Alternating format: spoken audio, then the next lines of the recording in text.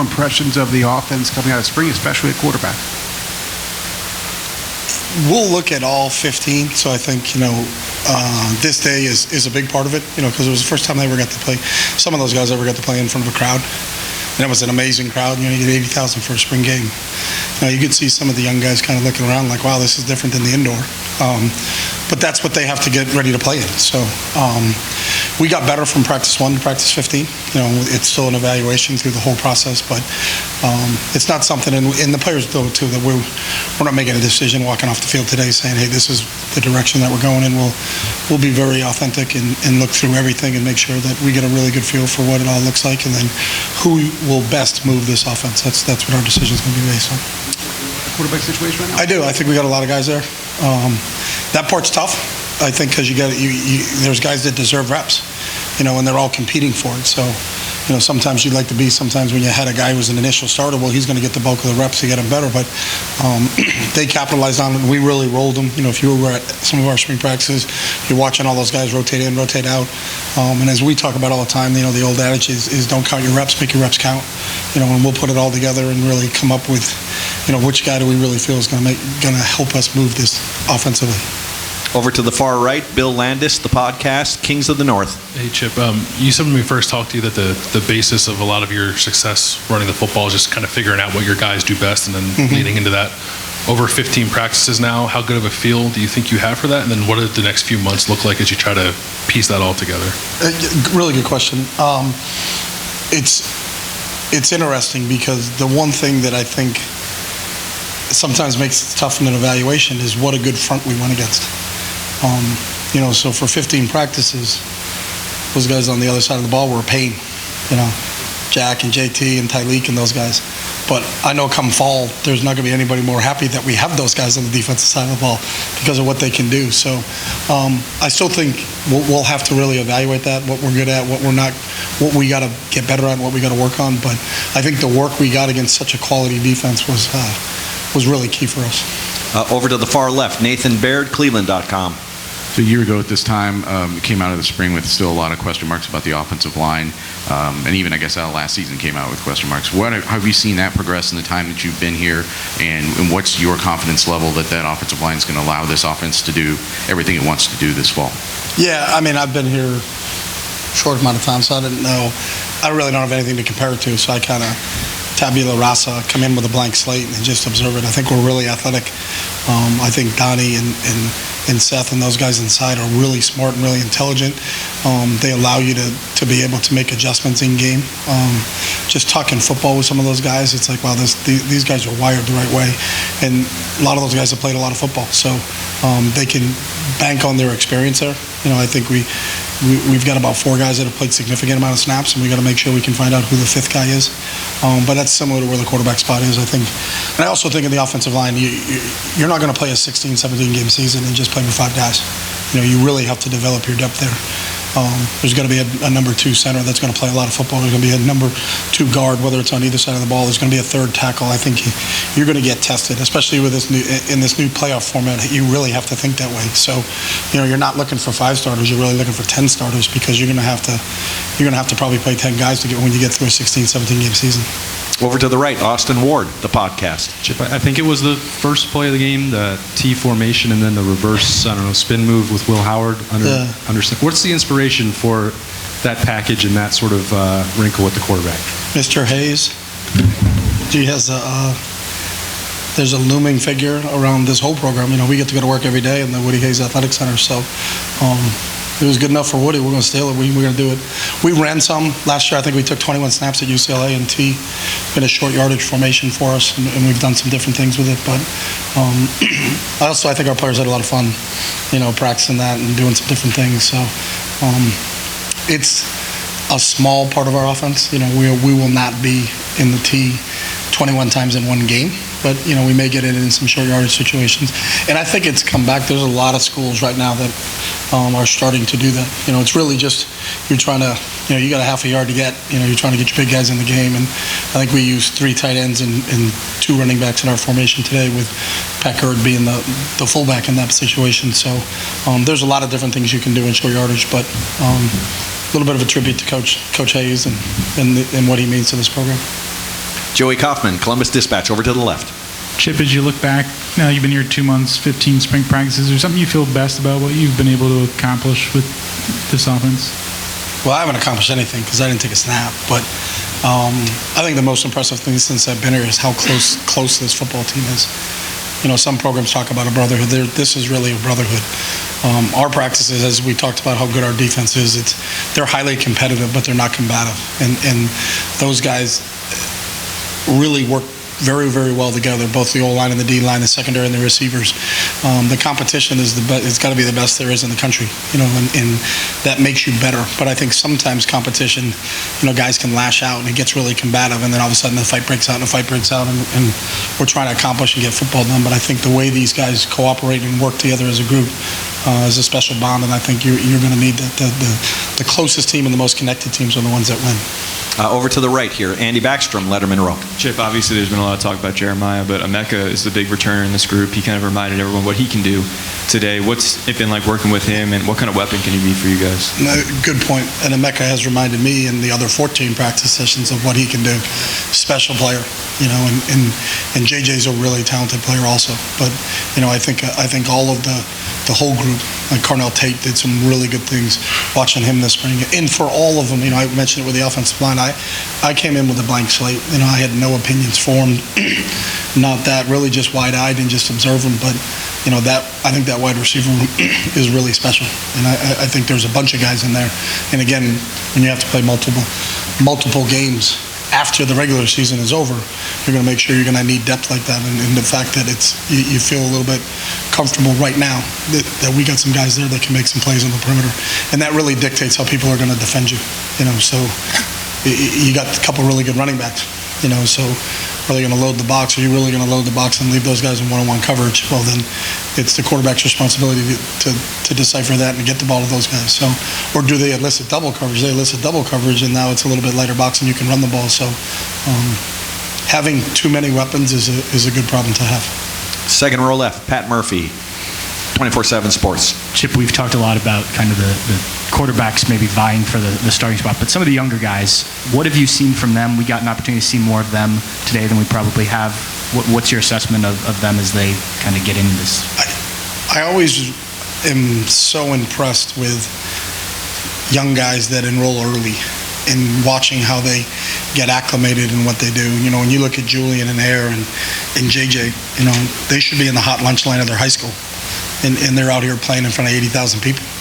And they've really progressed when you watch them in meetings and listen to them, and they interpret, you know. So basically the whole concept here is we throw them in the deep end and see if they can swim. You know, we didn't baby anything. We don't put the install in with, hey, you guys are install, we're going to install this with the older players, and then you guys, you know, go sit at the kiddie table and we're just going to do the really simple things with you. You know, they get it all. And the more they can digest, the more when you're in a room, when you're checking for understanding and asking questions and they can spit back to you, the more confidence you have when they get in there with the plays that you can call for them. So, those guys have been impressive. They're still learning. You know, they were the guys today that were kind of looking around and saying, wow, there's like 80,000 people here, along with the offensive coordinator and the quarterback coach, because I was kind of looking around because I had actually never been in this stadium until yesterday when we had our 14th practice in there. So I played Ohio State once when I was at Oregon, but that was in the Rose Bowl, so I had never been actually in the stadium until yesterday. So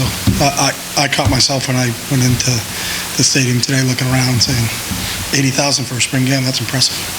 Got time for just a few more. Folks, over here to the right, Dylan Davis, Delaware Gazette.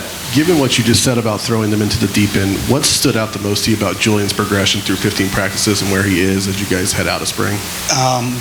Julian is a very fast processor.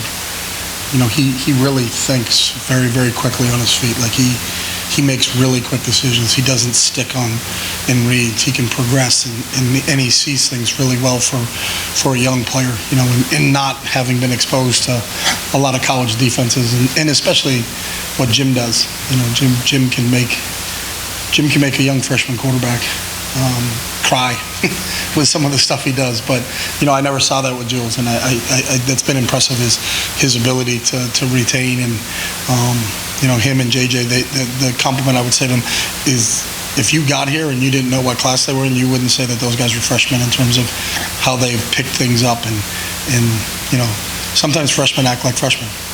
But the guys who are special, they don't act like freshmen. They act like they're football players, and those are two guys that are examples of that. Far left, Cameron Teague Robinson, The Athletic. Chip, you on the topic of freshmen, James Peoples and Sam got a lot of run in the second half. Yeah. You talk about how deep you need to be in this era of college football, but as you search for RB3, what did you see from them today, and what has their growth been like in this spring? Yeah, James really flashed early for me, not knowing, again, kind of, don't worry about what the background is, where they're from, who they are. Did this guy have this stars, this guy have that stars? They're all Buckeyes, and just how they do it. I think James has got really good feel and vision. He can hit things. I thought Sam did some really good things today. TC is another guy who really came along during the spring. And we're constantly talking in our staff meetings about depth. We're very cognizant of the fact that the playoff situation has changed. So you have to develop that depth. Used to be maybe have a pair and a spare, is what everybody says, but I think you may have to have more than that. You're talking about 16, 17 games. You're really going to be tested that way. So I was really happy with how those young guys have come along here in the 15 training sessions that we've had. Over here to the right, Tim May, the Tim May Podcast. Thank you, Jerry. You have your own podcast? Yeah. These guys all had like a name next to theirs. Yours mine's is your the Tim name. May Show. Yeah. Okay. Yeah, That's you're pretty welcome cool. anytime, Chip. You must have some juice if you got your name in your podcast. Definitely. Okay. By the way, I like it. It's not just a lunch line; it's a hot lunch line. That's what I like. Yeah, it's a hot lunch line. Yeah. Just two quickies. Number one, do you feel compelled to let these quarterbacks know where they stand? You know what's coming up Tuesday. You know what I mean? Where does that go? I mean, in your mind? Yeah, we'll sit down as a staff and visit and meet on it. And then Ryan, he does an unbelievable job of, I think, all our players understand where they fit and what the picture is, and we'll give them our assessment. This isn't, we're not going to come back, but we do it after every day. They know where they stood after practice 1, after 2, after 3, after 4. We grade everything. They're getting constant feedback in terms of where we are, and then after 15, which we had today. But we can't do it unless you watch the film and can really look at the things, because you may see something, but you're on the sideline. Why did he make that decision? Well, I couldn't really see the field safety from where he was. Okay, now I understand why he made that decision. So, we'll have meetings with all our players, and that's always been the method. So this week during, between Monday through Friday, we're all scheduled. No one's going on the road to recruiting until after that, but we'll all have player meetings at every position. Offensive line, defensive line, linebackers, safeties, everybody's going to sit down with their position coaches and know where they fit and where we see them. But do you feel a pressure with the transfer portal looming? I mean, you've been a head coach for a long time. I mean, is that on your mind that Tuesday? Yeah, I think we're all aware of it. And I'm 100%. And I don't think it's pressure, but I think you just open lines of communication and everybody knows, what your evaluation was through the training sessions that we have. Guys, we got real quick, last two questions. Dan Hope and then Rob Aller. Feel like you need to have a starting quarterback named by, and what are the biggest things you're going to be looking for between now and then in determining who that guy's going to be? Well, between now and whatever then is, we're not allowed as coaches to go back out and practice with them. In college football, you get 15 training sessions in the off season, and then they'll go back to working with Mick in the weight room and getting bigger, getting faster, getting stronger. They'll have organized activities themselves, and they do a really good job of that. But once there's a football out, we're not allowed to be there to evaluate and even assess. So they're really, from a football standpoint, are on their own until August. So you always want to do it earlier. But I also believe every time I've been involved in this is that it kind of happens organically and authentically, because the players know. And if you say, hey, we decided we're going to be with Joe, and they all think it's Tim, then, they know. They're in the locker room with him every day. Players understand, who they feel is the guy, and most of the time the decision is very obvious, when you just say, hey, this is where we are with it, but there's that timetable thing. I can't give you an exact timetable on that. So, Rob, Chip, you talked about Julian, but typically in your experience, you've done it again, like Tim said, a long time. How long does it take for the game to slow down for a young QB? I think it depends on the individual. I've had some kids where early, you're like, wow. Marcus Mariota was like that. I remember vividly second practice, and he got to the fifth read in the progression and threw it out here in this big game. And I asked him why I do that. I asked why, because I just want to understand it. And I said, why did you do that? And he goes, I don't know what we call that defense, but there was like a lot of guys over there, and it didn't seem like there was anybody over there. But for him to process it that fast, and he was right. And he came back the other day, and that was cover 6 the other day, Coach. I learned what you guys call the coverages. But it all happens differently. I've got guys that for 2 years seem like they're just, they're really struggling, and then the light bulb goes off and you go, whoa, like they got it. So everybody has different learning styles. Our job in the evaluation process is to identify those learning styles. So, are they a cognitive learner? Are they an auditory learner? Do they learn by feel? Is it more a feel guy?